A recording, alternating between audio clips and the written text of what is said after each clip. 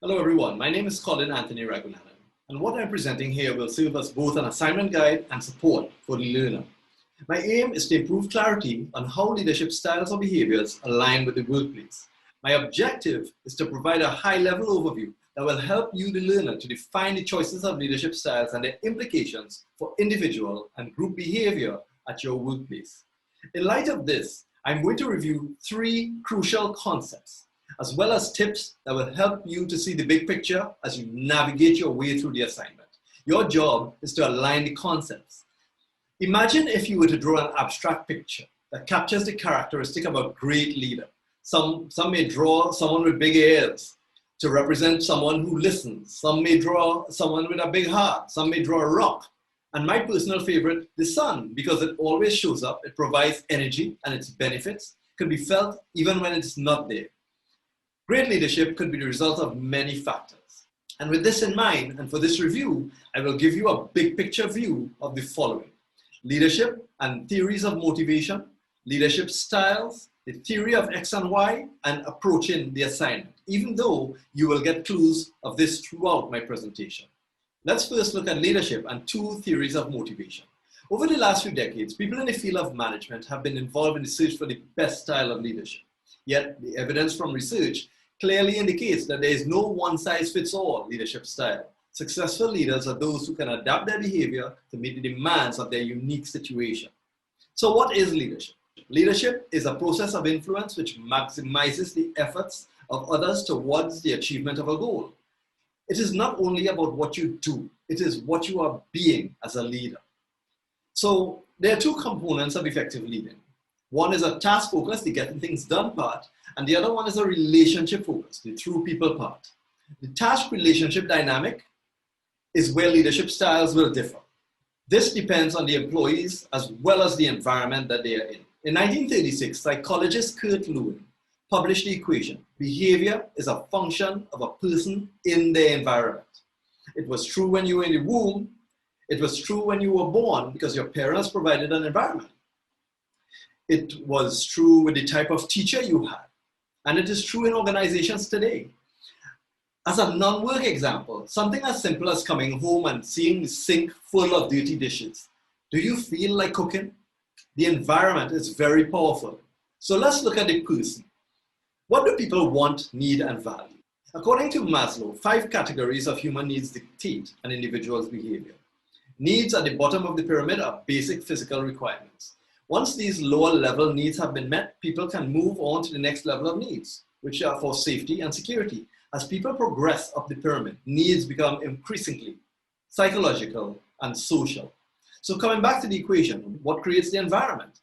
With respect to organizations, the Herzberg two-factor theory proposes that motivators can encourage employees to work harder.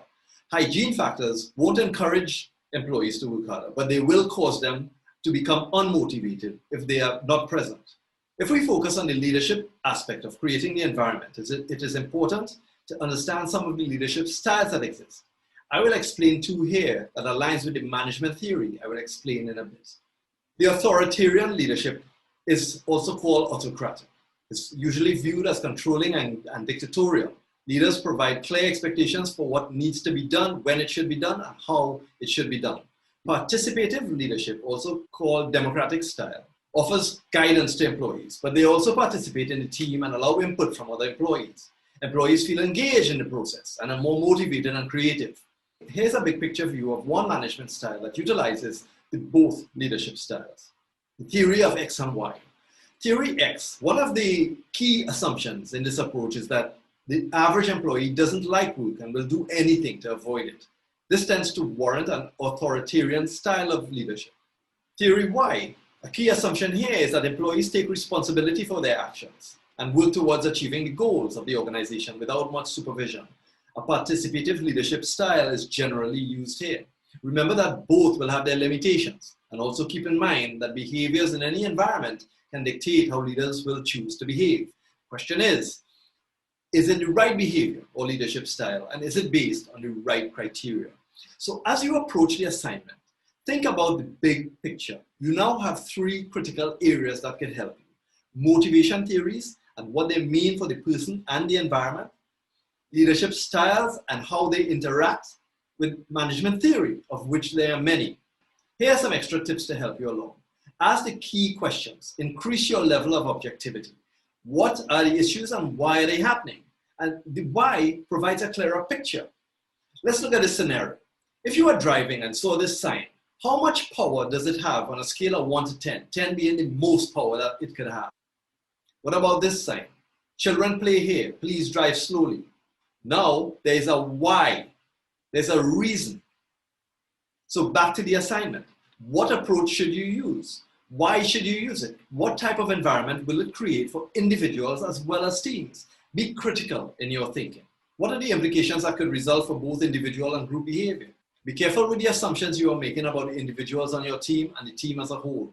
The more uncomfortable you feel, the more structure you need. Think clarity, because lack of clarity leads to resistance. So have a clear structure. It should represent the path you will take, and it will allow the ideas to flow. I want to share this great analogy from Jonathan Haidt. It involves the rider, the elephant, and the path. The rider is your rational brain. It's all about logic and reasoning. The elephant is your emotional brain. It provides us with the energy, drive, ambition, and desire. The path is the environment. With an unclear path, the elephant may not be motivated, even if the rider knows exactly where he or she should go. And we all know who will win. The rider and the elephant need to collaborate. So if the path is clear, the elephant has a better chance of getting motivated. If you want to motivate yourself, having a clear path is key. You, the rider, already know, you logically know what you want. Sometimes emotion is affected, just like the dishes in the sink. The path is affecting the elephant. Your assignment structure provides a path. Break it down, as it will help your thoughts flow much easier, and it will create a path for the reader as well. Michelangelo once said, sculpting is easy, statue is in the marble. You just need a hammer and a chisel to get rid of the stone that is in the way. You have everything you need. You just have to chip away the noise. If you have any questions at all, please contact me at 868-681-3492 or at my email, tonyr0909@gmail.com. Thank you and good luck.